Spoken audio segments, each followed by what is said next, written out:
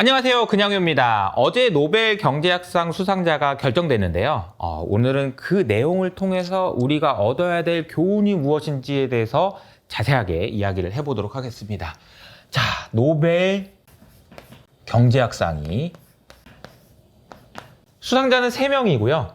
3명의 이름은 좀 길어서 앞 글자만 쓰면은 다론 아제모울로, 그리고 사이먼 존슨, 그리고 제임스 로빈슨, 이렇게 세 분이서 공동 수상을 하셨습니다. 근데 이분이 세 분이 어떤 연구를 하셨길래 노벨 경제학상을 받으셨는지 그 내용을 지금부터 소개해 드리려고 하는데요. 내용은 이렇습니다. 제가 한번 설명해 볼게요. 국가 간 부의 차이와 제도 간의 관계를 연구했다.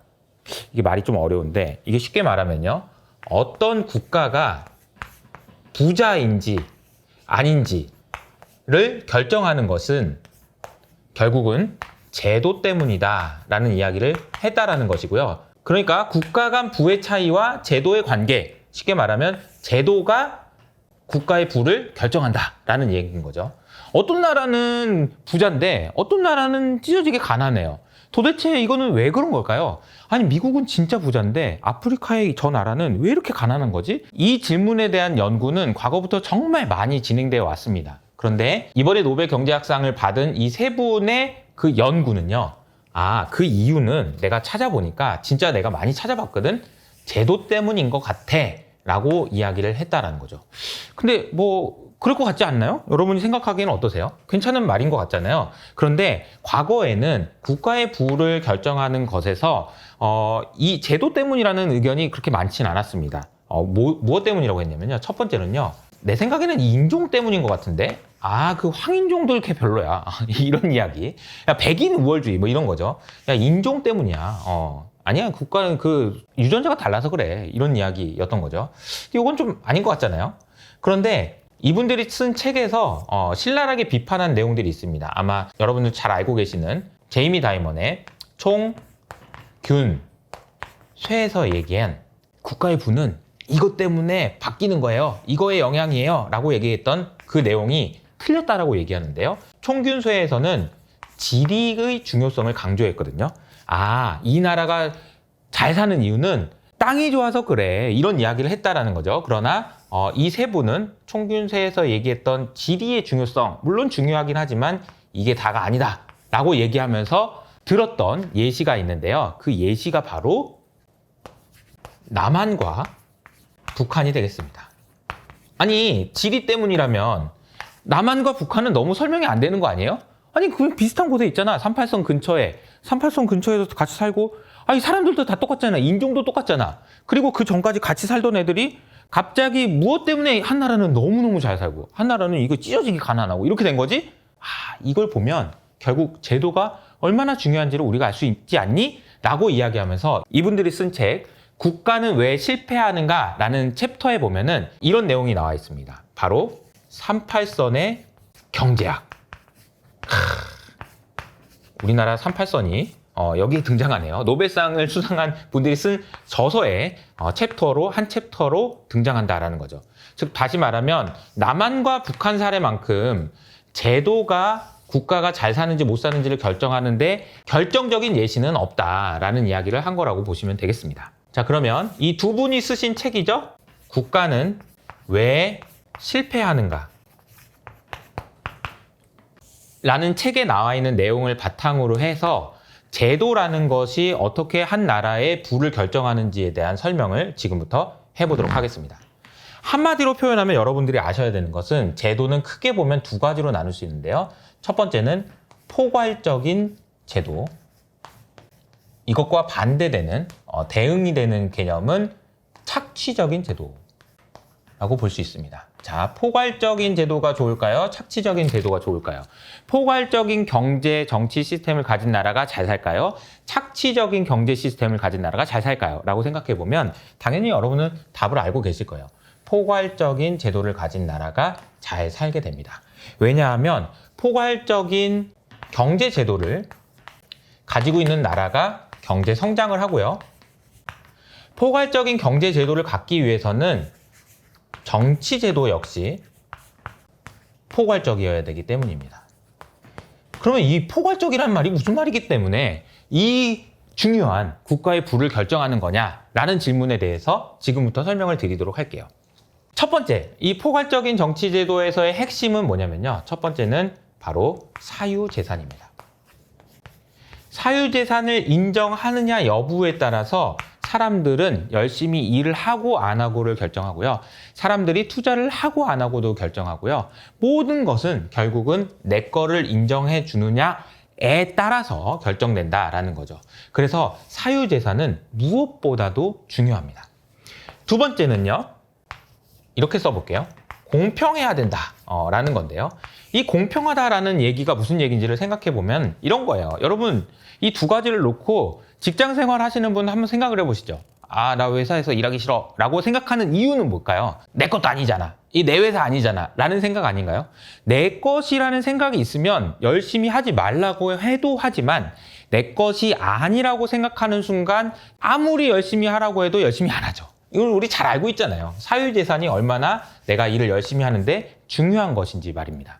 두 번째가 더 중요한데요. 사실 어떻게 보면 이런 생각 하실 거예요. 아마 내가 열심히 했는데 내가 좋은 성과를 냈는데 쟤 열심히 일하지도 않은 애가 더 좋은 평가를 받았고 인센티브도 더 많이 받았어. 아니면 저 회사는 인센티브를 줬는데 얼마 전에 삼성전자가 인센티브를 줬는데 SK하이닉스에서는 인센티브를 안 줬어. 그래서 왜 안 주는 거야? 라고 얘기하는, 그래 나 일 안 할 거야 라고 얘기하는, 결과적으로는 뭐냐면은 공평하지 않다라는 섭섭한 마음 때문에 일을 안 하게 됩니다.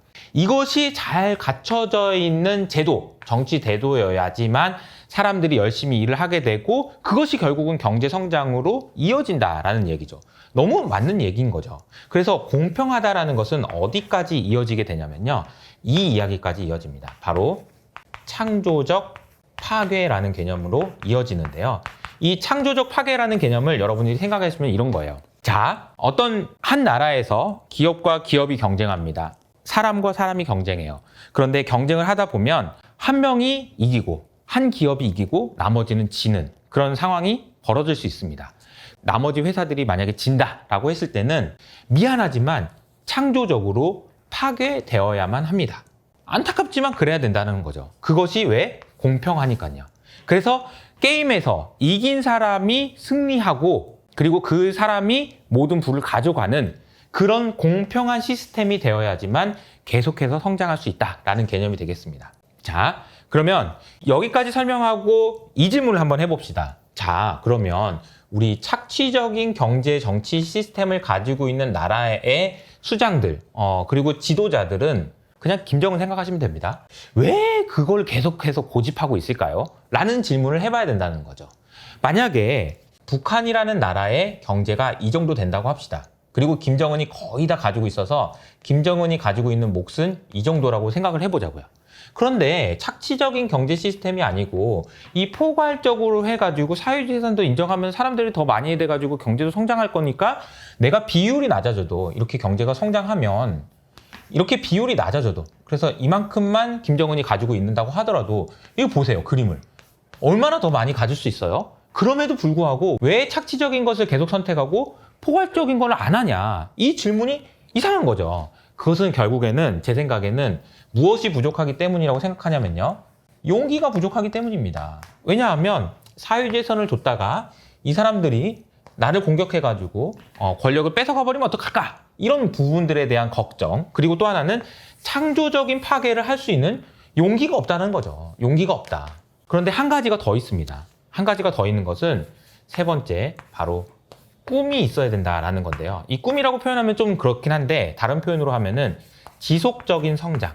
얼마나 성장할 수 있느냐에 대한 정말 가슴 떨리는 정도의 수준의 꿈이 없다면 이것이 유지되기가 어렵다라는 얘기인데요. 잘 생각해 보시면 여러분, 만약에 여기서 여기까지 성장을 했더라도 그래서 여기 있는 사람들이 와, 나 이만큼 부자 됐어 라는 기분 좋은 상황이라고 하더라도 이것이 만약에 이렇게 더 커질 수 있다라고 생각하지 않는다면 이 포괄적인 사회 경제 시스템은 유지되기가 어렵습니다. 그래서 저는 이것을 꿈이라고 표현할 수 있다는 거죠. 얼마나 큰 꿈을 가지고 있느냐가 매우 중요하다라고 볼 수 있을 것 같습니다. 자, 여기까지 설명하고 우리 지금 이 내용, 노벨 경제학상을 받은 이 내용, 국가는 어떤 나라는 부자고 어떤 나라는 가난한데 그것이 제도 때문이다 라는 이 내용을 가지고 우리가 지금 고민해야 될 부분을 첫 번째 국가라는 측면에서 한번 생각해 보자고요. 제가 볼 때는 이 중국의 상황을 보면은 좀 흥미로운 포인트가 있습니다. 자, 이 노벨 경제학상을 받은 이 분들도 포괄적인 정치 경제 제도를 가진 국가는 잘 살고 착취적인 정치 경제 제도를 가진 나라는 못 산다 라고 했는데 중국은요? 라는 질문에 대해서 그러게 라는 대답을 할 수밖에 없었던 이유는 중국은 분명히 착취적인 정치 제도인데 이 책이 출간됐던 2011년까지만 하더라도 중국은 무섭게 성장하는 나라였거든요. 그래서 이분들은 이렇게 얘기했습니다. 중국? 성장하는 거 좋은데 만약에 착취적인 그런 제도에서 포괄적인 제도로 바뀌지 않는다면 분명한 한계에 봉착할 거다라고 당시에 얘기했는데요. 지금 상황에서 보면 중국은 딱 이 한계에 봉착한 것 같습니다. 공동부유 제도를 보면은 사실 중국은 이 정도 수준에서 이 정도 수준으로 후퇴한 거라고 볼 수 있을 것 같아요.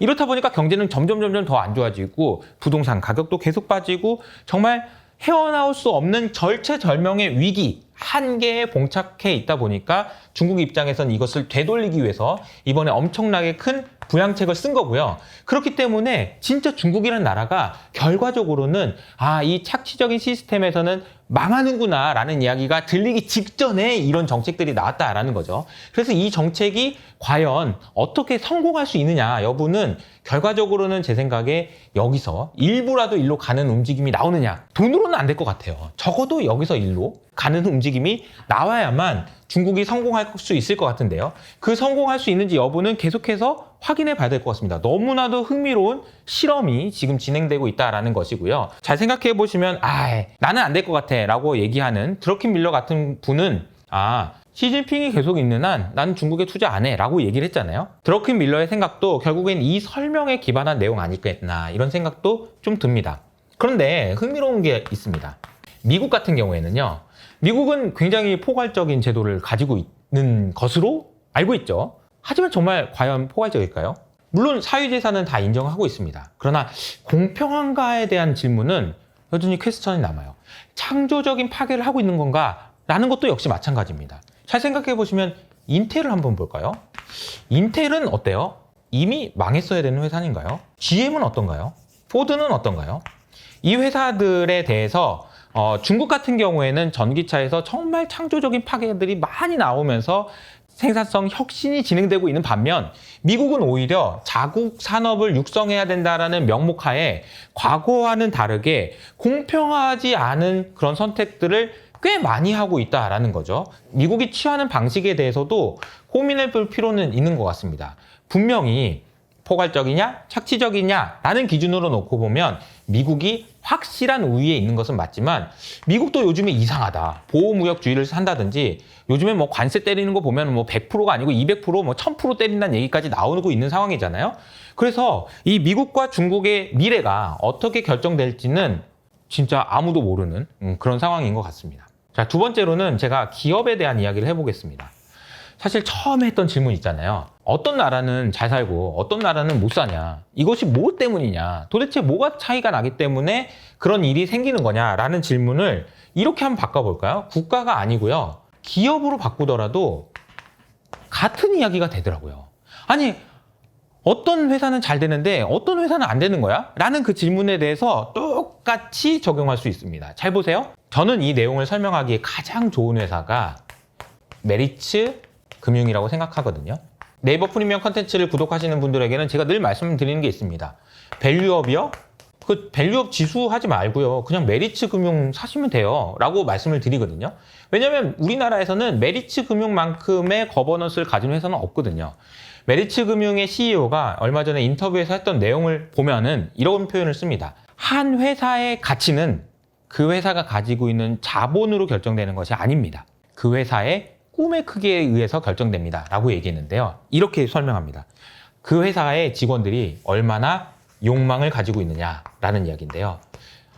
사람은 누구나 똑같습니다. 욕망을 갖기 위해서는요. 내 것이라는 것이 확실하게 인정돼야 됩니다. 보장되어야 된다는 거죠. 이건 내가 열심히 하면 이건 내 거야 라는 것이 보장되지 않으면 욕망을 가질 수가 없는 것이고요. 그 욕망이 없으면 회사가 잘 될 수가 없다라는 거죠. 두 번째로는 공평해야 된다라는 건데요. 이런 표현이 되어 있습니다. 성취지향적인 문화를 가지고 있느냐라고 되어 있는데요. 공평하고 그래서 만약에 뭐 일을 잘 못하면 그래 내가 해고돼도 할 말 없다. 왜냐면 진짜 공평한 평가를 했으니까 라고 모두가 인정할 수 있는 문화여야만 성취지향적인 문화가 가능하다는 거죠. 그리고 세 번째가 기가 막힌 이야기인데요. 이렇게 표현했습니다.